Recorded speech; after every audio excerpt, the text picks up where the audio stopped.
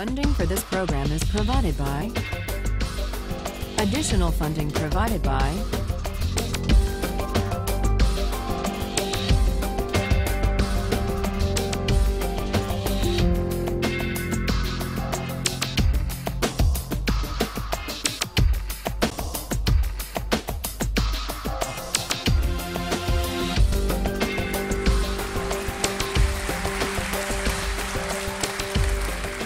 This is a course about justice, and we begin with a story.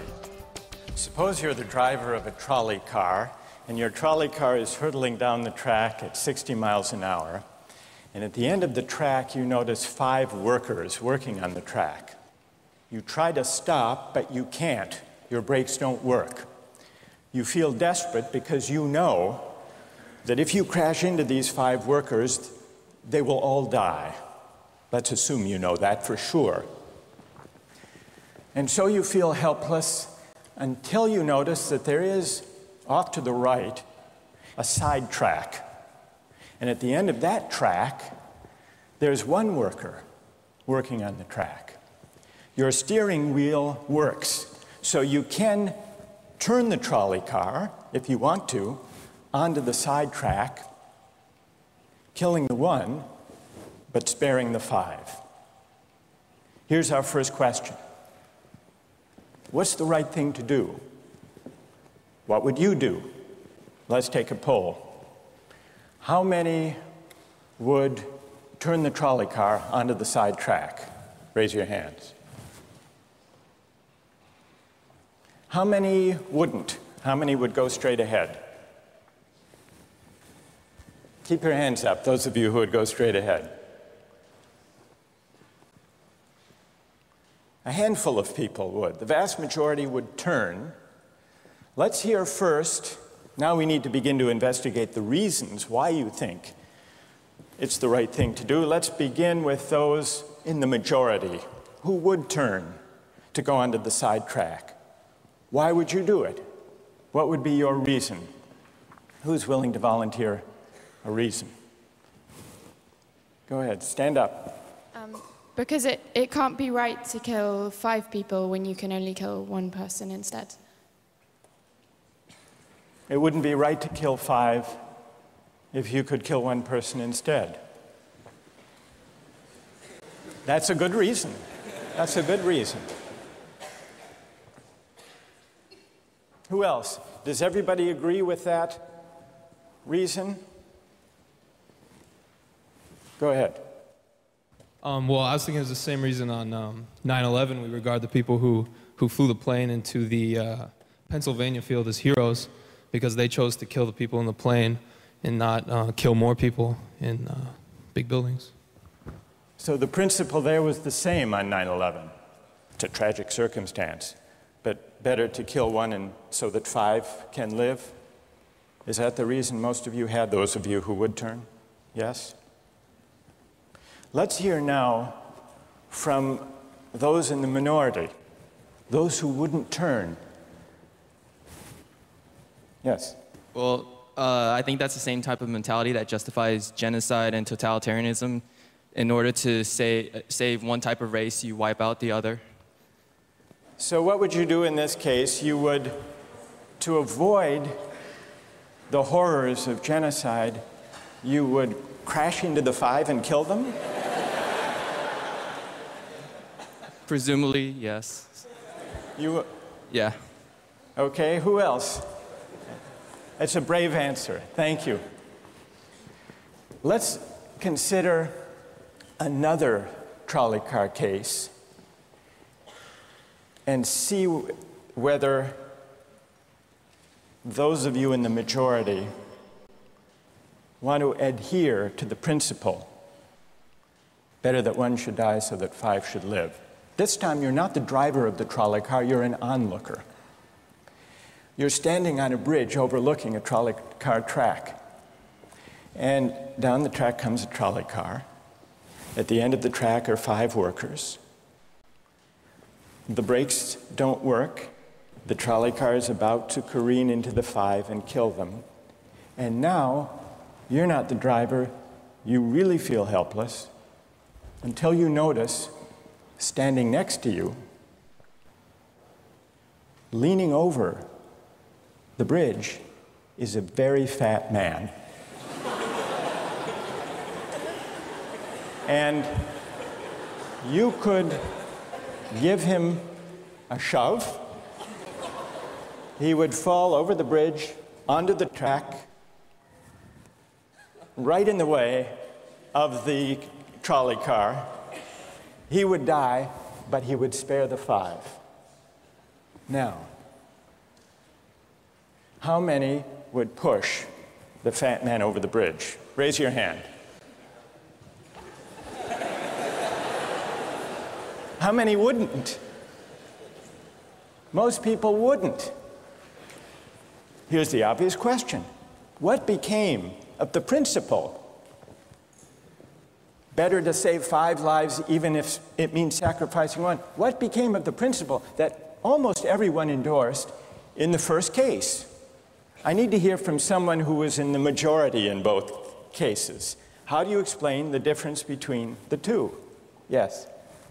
The second one, I guess, involves an active choice of pushing the person down, which I guess that person himself would otherwise not have been involved in this situation at all. And so to choose on his behalf, I guess, to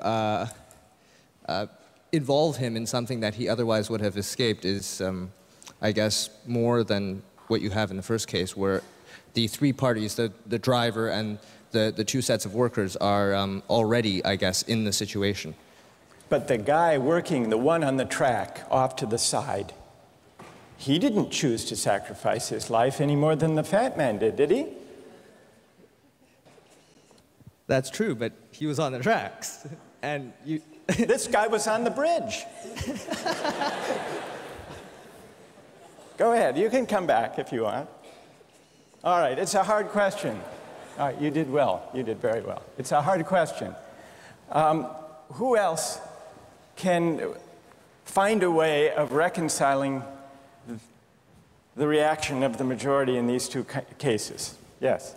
Well, I guess in the first case, where you have the 1 worker and the 5, it's choice between those 2, and you have to make a certain choice, and people are going to die because of the trolley car, not necessarily because of your direct actions. The trolley car is a runaway thing, and you're making a split-second choice, whereas pushing the fat man over is an actual act of murder on your part.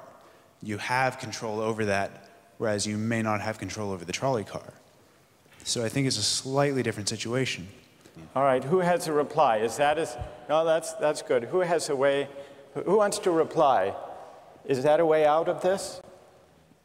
I don't think that's a very good reason, because you choose to, it's either way you have to choose who dies, because you either choose to turn and kill the person, which is an active conscious thought to turn, or you choose to push the fat man over, which is also an active conscious action. So either way you're making a choice. Do you want to reply? Well, I'm not really sure that that's the case. It just still seems kind of different, the act of actually pushing someone over onto the tracks and killing him. You are actually killing him yourself. You're pushing him with your own hands. You're pushing him. And that's Right. different than steering something that is going to cause death into another. You know, it doesn't good. really sound right saying it now. No, it's good. But I'm up here. It's good. What's your name? Andrew. Andrew. Let me ask you this question, Andrew. Yes. Suppose, standing on the bridge next to the fat man, I didn't have to push him. Suppose he were standing over a trap door that I could open by turning a steering wheel like that.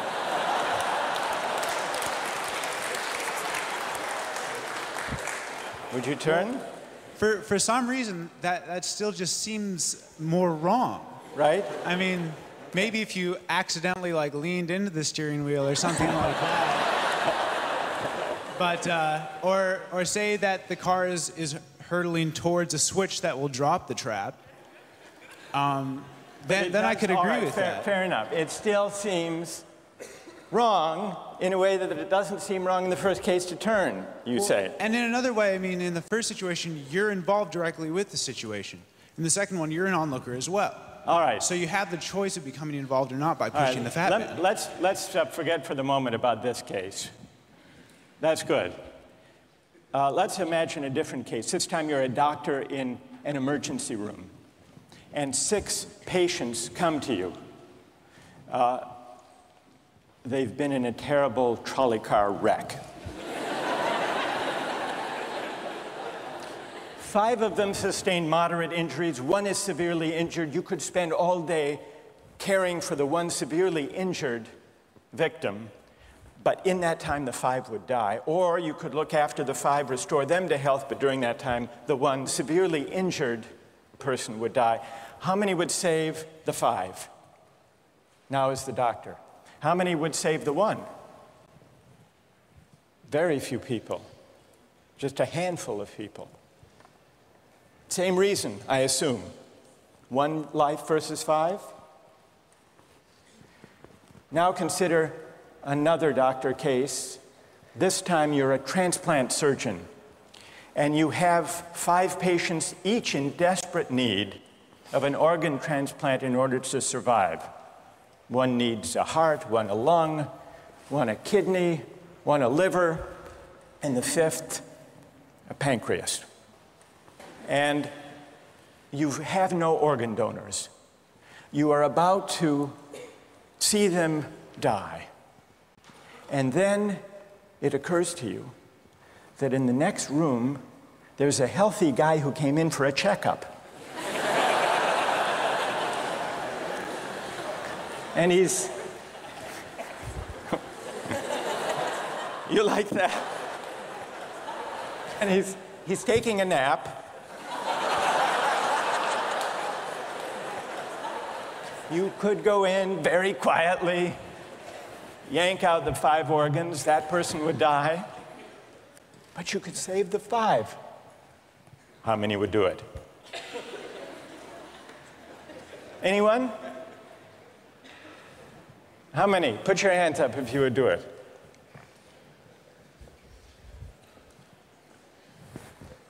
Anyone in the balcony? You would?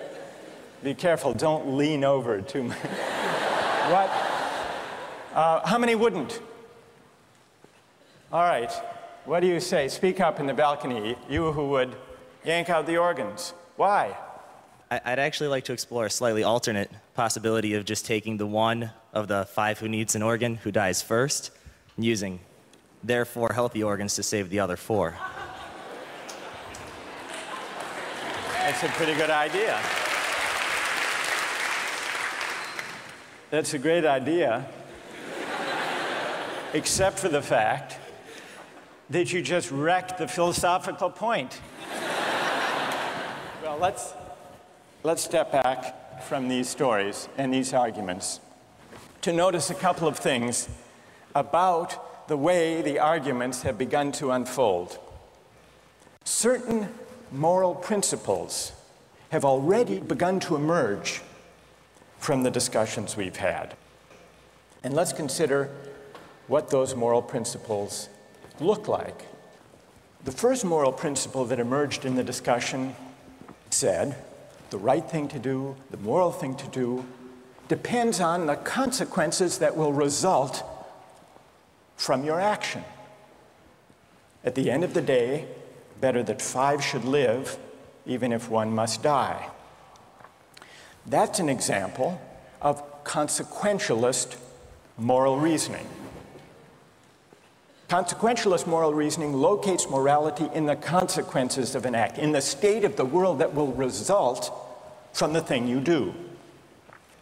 But then we went a little further, we considered those other cases, and people weren't so sure about consequentialist moral reasoning. When people hesitated to push the fat man over the bridge or to yank out the organs of the innocent patient, people gestured toward reasons having to do with the intrinsic quality of the act itself, consequences be what they may. People were reluctant. People thought it was just wrong, categorically wrong, to kill a person, an innocent person, even for the sake of saving 5 lives. At least people thought that in the second version of each story we considered. So this points to a second categorical way of thinking about moral reasoning. Categorical moral reasoning locates morality in certain absolute moral requirements, certain categorical duties and rights, regardless of the consequences. We're going to explore in the days and weeks to come the contrast between consequentialist and categorical moral principles. The most influential example of consequential moral reasoning is utilitarianism, a doctrine invented by Jeremy Bentham, the 18th century English political philosopher. The most important philosopher of categorical moral reasoning is the 18th century German philosopher Immanuel Kant. So we will look at those two different modes of moral reasoning, assess them, and also consider others.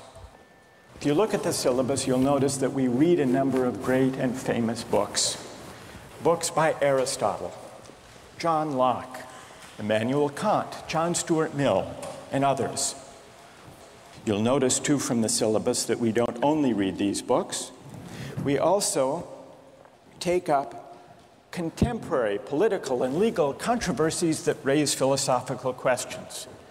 We will debate equality and inequality, affirmative action, free speech versus hate speech, same-sex marriage, military conscription, a range of practical questions. Why?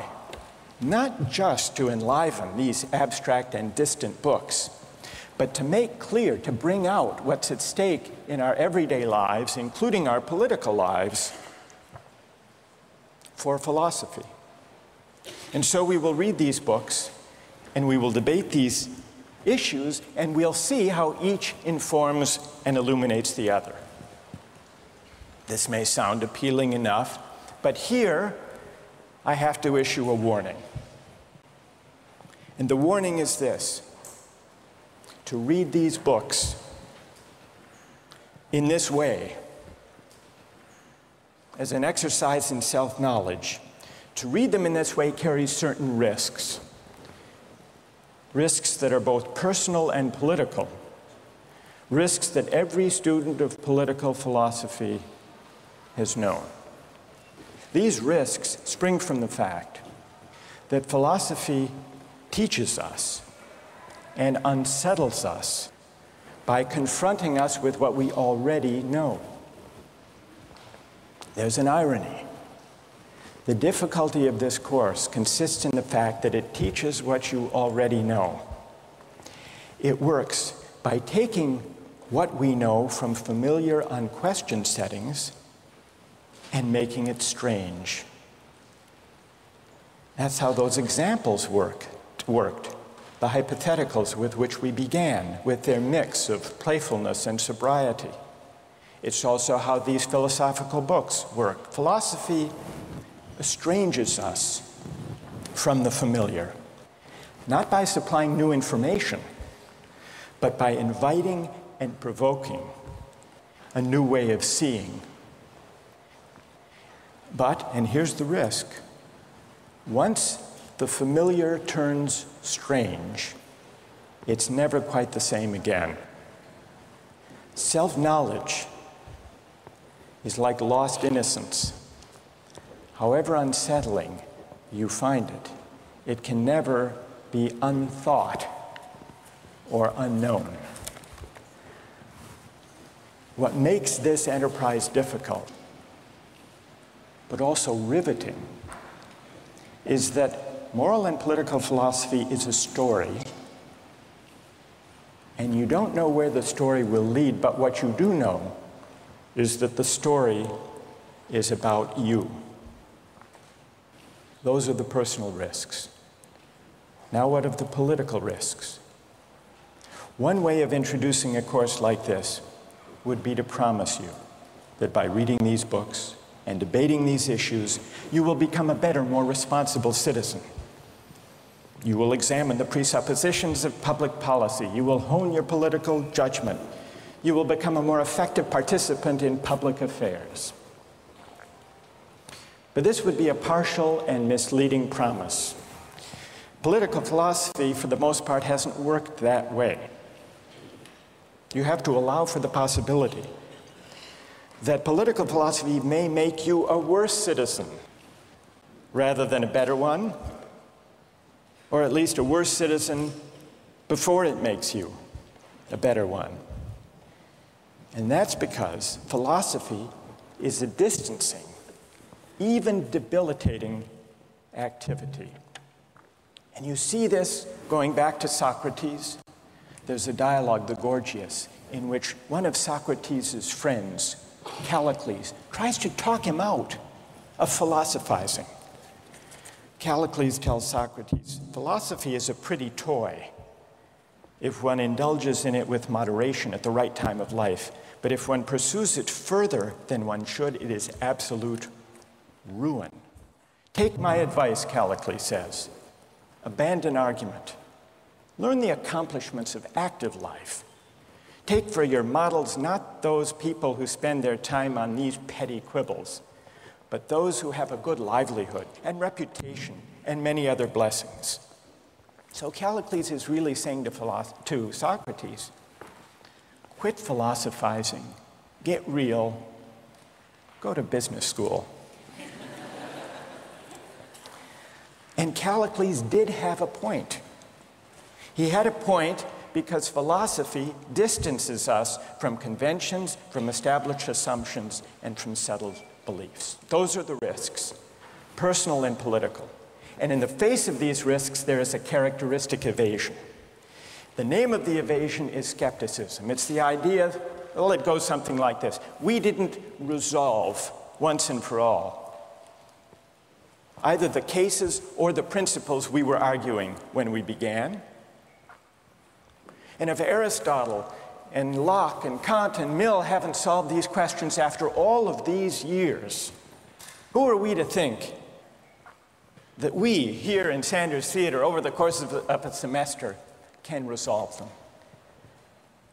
And so maybe it's just a matter of each person having his or her own principles and there's nothing more to be said about it. No way of reasoning.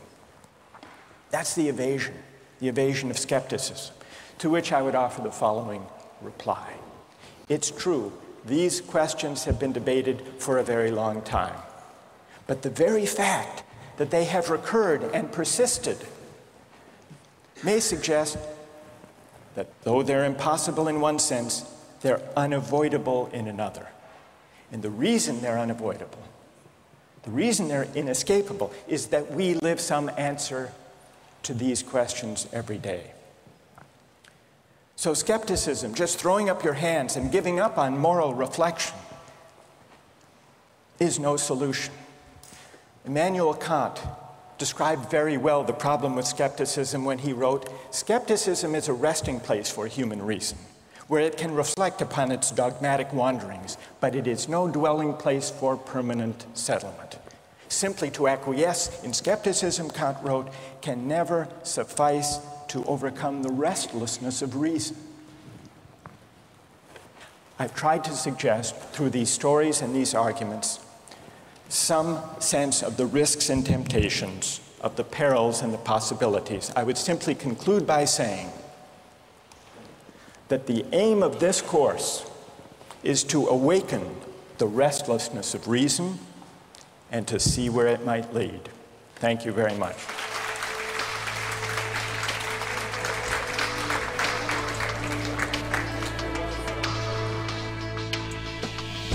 Like, in a situation that desperate, you have to do what you have to do to survive. You have to do what you have to do. You got to do what you got to do, pretty much. If you've been going 19 days without any food, you know, someone just has to take the sacrifice. Someone has to make the sacrifice, and people can survive. All right, that's good. What's your name? Marcus. Marcus. What do you say to Marcus?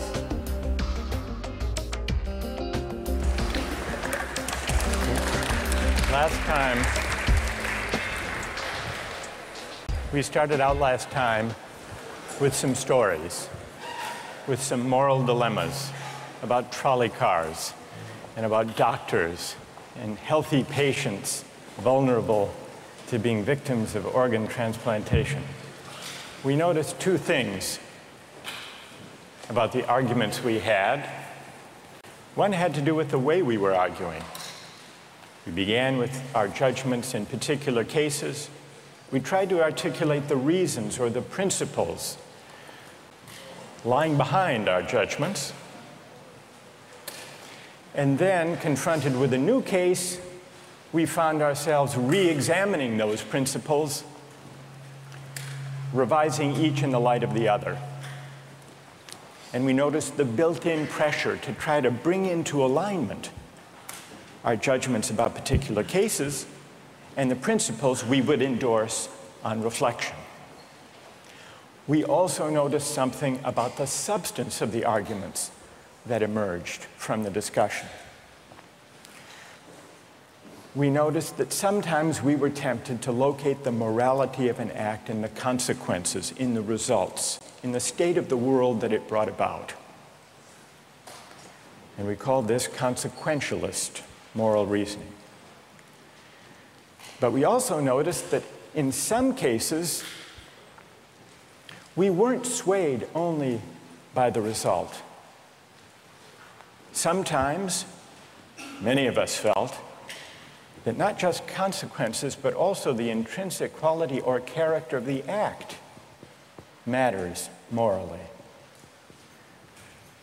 Some people argued that there are certain things that are just categorically wrong, even if they bring about a good result, even if they save 5 people at the cost of 1 life.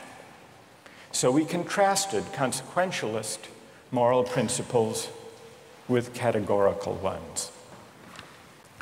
Today, and in the next few days, we will begin to examine one of the most influential versions of consequentialist moral theory, and that's the philosophy of utilitarianism. Jeremy Bentham, the 18th century English political philosopher, gave the first clear systematic expression to the utilitarian moral theory. And Bentham's idea, his essential idea, is a very simple one, with a lot of morally intuitive appeal. Bentham's idea is the following: the right thing to do, the just thing to do, is to maximize utility. What did he mean by utility? He meant by utility the balance of pleasure over pain, happiness over suffering. Here's how he arrived at the principle of maximizing utility. He started out by observing that all of us, all human beings, are governed by 2 sovereign masters, pain and pleasure. We human beings like pleasure and dislike pain. And so we should base morality, whether we're thinking about what to do in our own lives, or whether as legislators or citizens we're thinking about what the laws should be. The right thing to do individually or collectively is to maximize, act in a way that maximizes the overall level of happiness. Bentham's utilitarianism is sometimes summed up with the slogan, "the greatest good for the greatest number." With this basic principle of utility on hand, let's begin to test it and to examine it by turning to another case, another story, but this time not a hypothetical story, a real-life story, the case of the Queen versus Dudley and Stevens. This was a 19th century British law case that's famous and much debated in law schools. Here's what happened in the case. I'll summarize the story, then I want to hear how you would rule. imagining that you're the jury. A newspaper account of the time described the background. A sadder story of disaster at sea was never told than that of the survivors of the yacht Mignonette. The ship foundered in the South Atlantic, 1,300 miles from the Cape. There were 4 in the crew. Dudley was the captain, Stevens was the first mate, Brooks was a sailor, all men of excellent character, or so the newspaper account tells us. The 4th crew member was the cabin boy, Richard Parker, 17 years old. He was an orphan. He had no family, and he was on his first long voyage at sea. He went, the news account tells us, rather against the advice of his friends. He went in the hopefulness of youthful ambition, thinking the journey would make a man of him. Sadly, it was not to be. The facts of the case were not in dispute. A wave hit the ship, and the Mignonette went down. The 4 crew members escaped to a lifeboat. The only food they had were 2 cans of preserved turnips, no fresh water. For the first 3 days, they ate nothing. On the 4th day, they opened one of the cans of turnips and ate it. The next day, they caught a turtle. Together with the other can of turnips, the turtle enabled them to subsist for the next few days. And then for 8 days, they had nothing. No food, no water. Imagine yourself in a situation like that. What would you do? Here's what they did. By now, the cabin boy, Parker, is lying at the bottom of the lifeboat in the corner because he had drunk seawater against the advice of the others, and he had become ill, and he appeared to be dying. So on the 19th day, Dudley, the captain, suggested that they should all have a lottery, that they should draw lots to see who would die to save the rest. Brooks refused. He didn't like the lottery idea. We don't know whether this was because he didn't want to take the chance or because he believed in categorical moral principles. But in any case, no lots were drawn.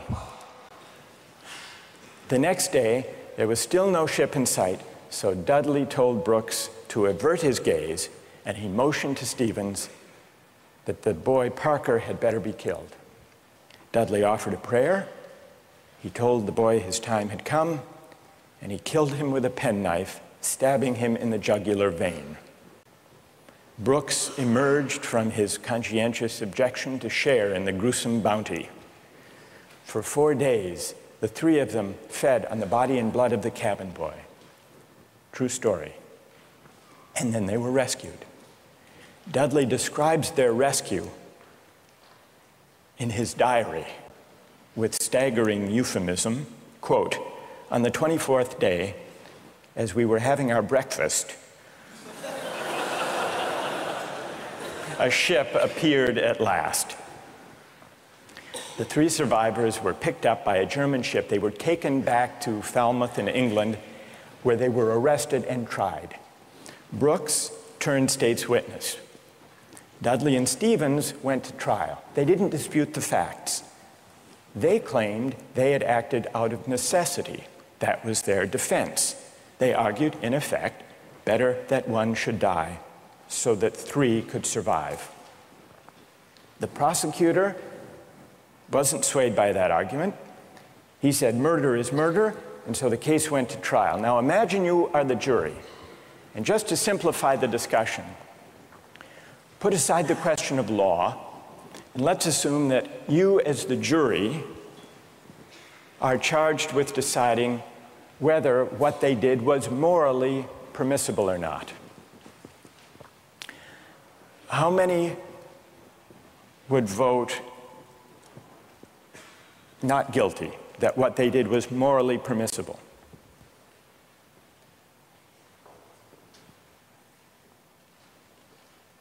And how many would vote guilty, what they did was morally wrong?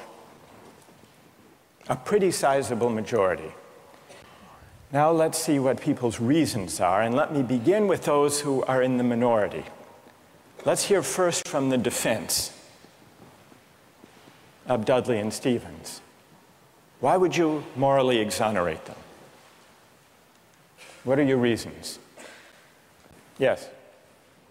I think it is morally reprehensible, but I think that there's a distinction between what's morally reprehensible and what makes someone legally accountable. In other words, as the judge said, what's always moral isn't necessarily against the law.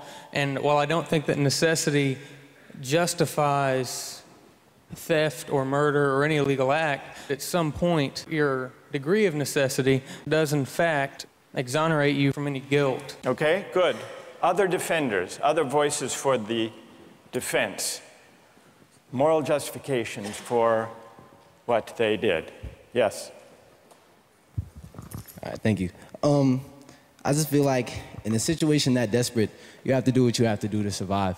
You have to do what you have to do. You got to do what you got to do, pretty much. If you've been going 19 days without any food, someone just has to take the sacrifice. Someone has to make the sacrifice, and people can survive. Right. And furthermore, from that, let's say they survive, and then they become productive members of society who go home and start like 1 million charity organizations and this and that and this and that. I mean, they benefit everybody in the end. Yeah. So, I mean, I don't know what they did afterwards. They might have gone and kill more people, whatever. But what?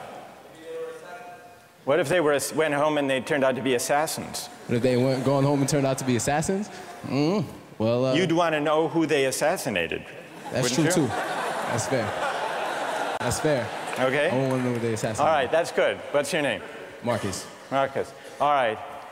We've heard a defense. A couple of voices for the defense. Now we need to hear from the prosecution.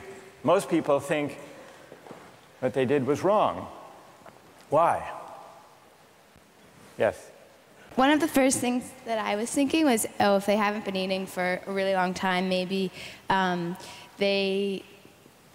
mentally affected, and so then that could be used as a defense, a possible argument that they weren't in the proper state of mind, they weren't making decisions they might otherwise be making, and if that's an appealing argument that you have to be in an altered mindset to do something like that, it suggests that people who find that argument convincing do think that they were acting immorally. But I want to know what you think. You defend them. You vote to convict, right? Yeah, I don't think that they acted in a morally appropriate way. And why not? What do you say? Here's Marcus. He just defended them. He said, you heard what he said. Yes. Yes. That you've got to do what you've got to do in a case like that. Yeah. What do you say to Marcus?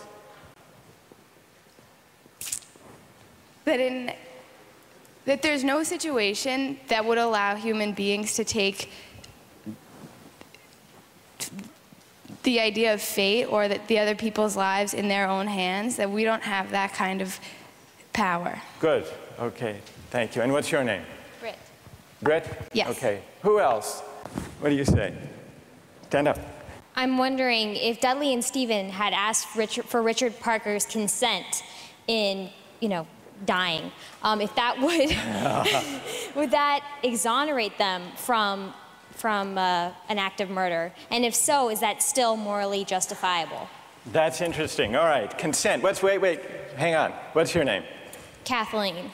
Kathleen says, suppose they had asked, what would that scenario look like? So in the story, Dudley is there, penknife in hand, but instead of the prayer, or before the prayer, he says, Parker, would you mind? We're desperately hungry, as Marcus empathizes with. We're desperately hungry. You're not going to last long anyhow. Yeah. You can be a martyr. Would you be a martyr? Yeah. How about it, Parker? Then what do you think? Would it be morally justified then? Suppose Parker, in his semi-stupor, says, okay. I don't think it would be morally justifiable, but I'm wondering even then it wouldn't be. No. You don't think that even with consent, it would be morally justified. Are there people who think, who want to take up Kathleen's consent idea and who think that that would make it morally justified. Raise your hand if it would, if you think it would. That's very interesting. Why would consent make a moral difference? Why would it? Yes. Well, I just think that if he was making his own original idea and it was his idea to start with, then that would be the only situation in which I would see it being appropriate in any way. Because that way you couldn't make the argument that he was pressured, you know, it's 3-to-1 or whatever the ratio was. Right.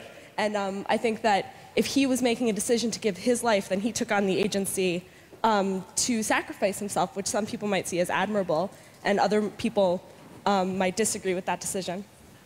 So if he came up with the idea, that's the only kind of consent we could have confidence in morally, then it would be okay.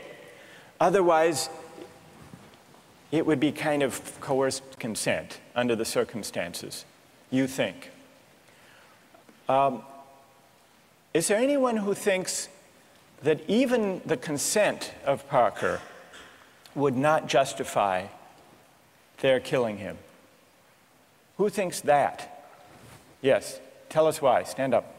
I think that Parker would be killed with the hope that the other crew members would be rescued. So there's no definite reason that he should be killed because you don't know when they're going to get rescued. So if you kill him, it's killing him in vain. Do you keep killing a crew member until you're rescued and then you're left with no one?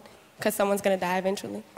Well, the moral logic of the situation seems to be that they would keep on picking off the weakest, maybe, one by one, until they were rescued. And in this case, luckily, they were rescued when 3 at least were still alive. Now, if Parker did give his consent, would it be all right, do you think, or not? No. No. It still wouldn't be right. And tell us why it wouldn't be all right. First of all, cannibalism, I believe, is morally incorrect. So you shouldn't be eating a human anyway. So cannibalism is morally objectionable as such. So then, even on the scenario of waiting until someone died, still it would be objectionable. Yes, to me personally. I feel like it all depends on one's personal morals. And like, we can't sit here and just, like, this is just my opinion. Of course, other people are going to disagree. But well, we'll see. Let's see what their disagreements are, and then we'll see if they have reasons that can persuade you or not. Let's try that. All right. Let's, now, is there someone who can explain, those of you who are tempted by consent, can you explain why consent makes such a moral difference? What about the lottery idea? Does that count as consent? Remember, at the beginning, Dudley proposed a lottery. Suppose that they had agreed to a lottery, then how many would then say it was all right? Suppose there were a lottery, cabin boy lost, and the rest of the story unfolded. Then how many people would say it was morally permissible? So the numbers are rising if we had a lottery. Let's hear from one of you for whom the lottery would make a moral difference. Why would it?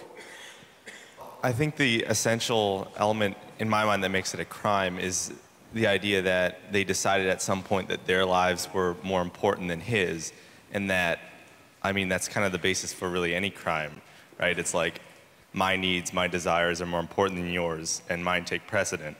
And if they had done a lottery where everyone consented that someone should die, and it's sort of like they're all sacrificing themselves to save the rest. Then it would be all right. A little grotesque, but... But morally permissible? Yes. And what's your name? Matt. So, Matt, for you, what bothers you is not the cannibalism, but the lack of due process. I guess you could say that. Right? And can someone who agrees with Matt say a little bit more about why a lottery would make it, in your view, morally permissible? Go ahead. The way I understood it originally was that was the whole issue, is that the cabin boy was never consulted. about whether or not something was going to happen to him, even with the original lottery, whether or not he would be a part of that. It was just decided that he was the one that was going to die. Right, that's what happened in the actual case. Right. But if there were a lottery and they'd all agreed to the procedure, you think that would be okay? Right, because then everyone knows that there's going to be a death. Whereas, you know, the cabin boy didn't know that this discussion was even happening. There was no, you know, forewarning for him to know that, hey, I may be the one that's dying. All right, now suppose everyone agrees to the lottery, they have the lottery, the cabin boy loses, and he changes his mind. You've already decided. It's like a verbal contract. You can't go back on that. You've decided, the decision was made. You know, if you know that you're dying for the, you know, the reason for others to live, you would, if someone else had died, you know that you would consume them, so that's right. But then he could say, I know, but I lost.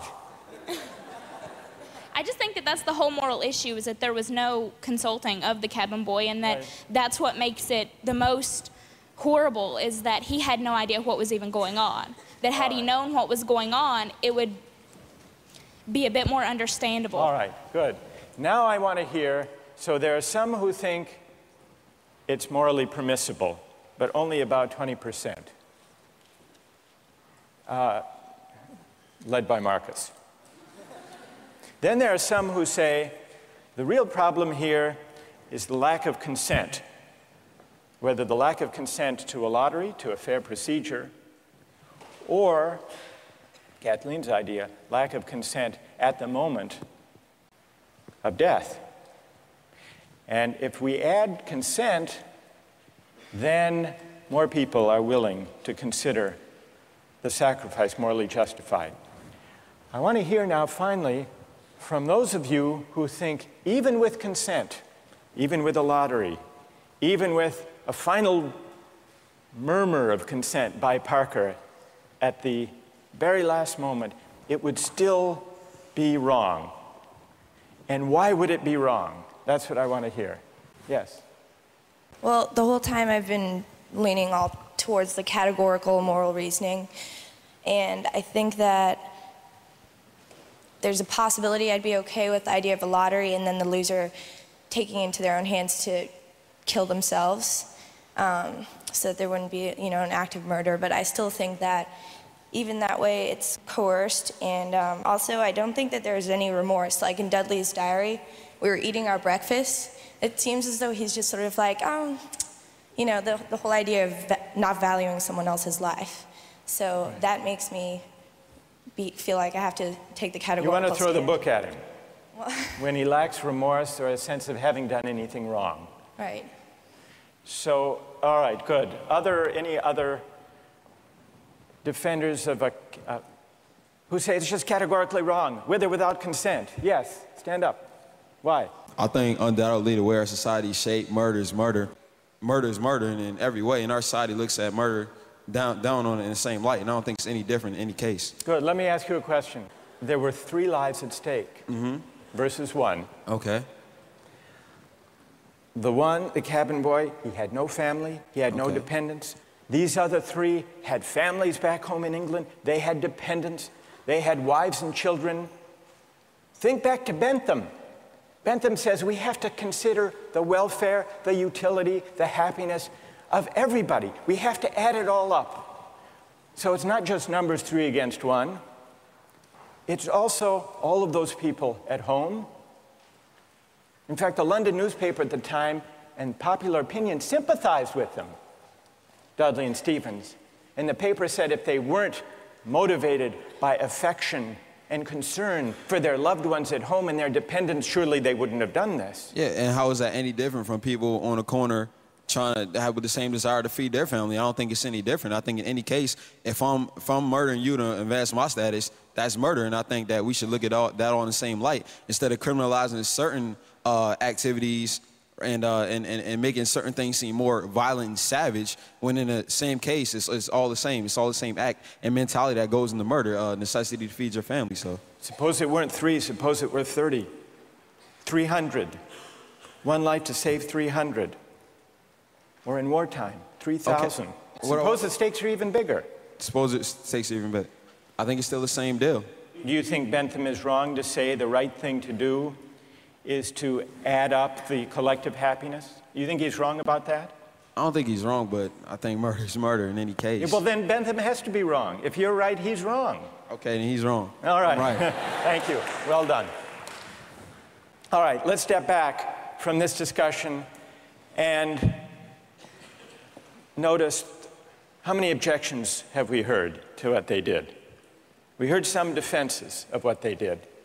The defenses had to do with necessity, their dire circumstance, and, implicitly at least, the idea that numbers matter. And not only numbers matter, but the wider effects matter. Their families back home, their dependents. Parker was an orphan. No one would miss him.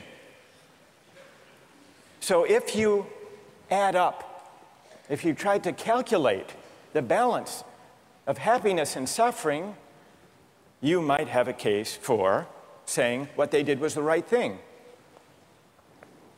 And then we heard at least 3 different types of objections. We heard an objection that said, what they did was categorically wrong. Mike here at the end, categorically wrong. Murder is murder, it's always wrong, even if it increases the overall happiness of society. A categorical objection.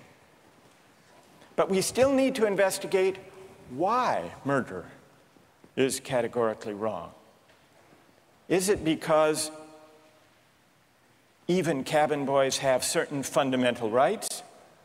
And if that's the reason, where do those rights come from, if not from some idea of the larger welfare or utility or happiness? Question number 1. Others said a lottery would make a difference. A fair procedure, Matt said.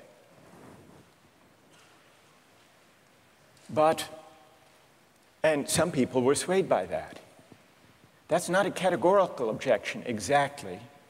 It's saying everybody has to be counted as an equal, even though at the end of the day, one can be sacrificed for the general welfare. That leaves us with another question to investigate. Why does agreement to a certain procedure, even a fair procedure, justify whatever result flows from the operation of that procedure? Question number 2. And question number 3, the basic idea of consent. Kathleen got us onto this. If the cabin boy had agreed himself, and not under duress, as was added, then it would be all right to take his life to save the rest. And even more people signed on to that idea. But that raises a third philosophical question. What is the moral work that consent does? Why does an act of consent make such a moral difference that an act that would be wrong, taking a life without consent, is morally permissible with consent? To investigate those 3 questions, we're going to have to read some philosophers. And starting next time, we're going to read Bentham and John Stuart Mill, utilitarian philosophers. Don't miss the chance to interact online with other viewers of Justice. Join the conversation, take a pop quiz, watch lectures you've missed, and learn a lot more. Visit justiceharvard.org. It's the right thing to do.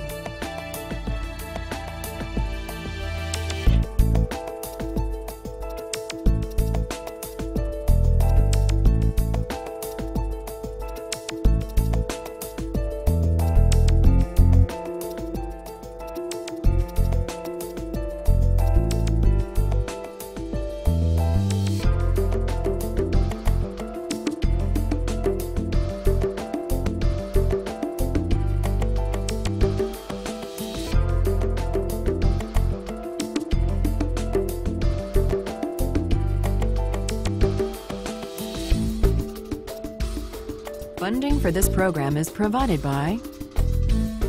Additional funding provided by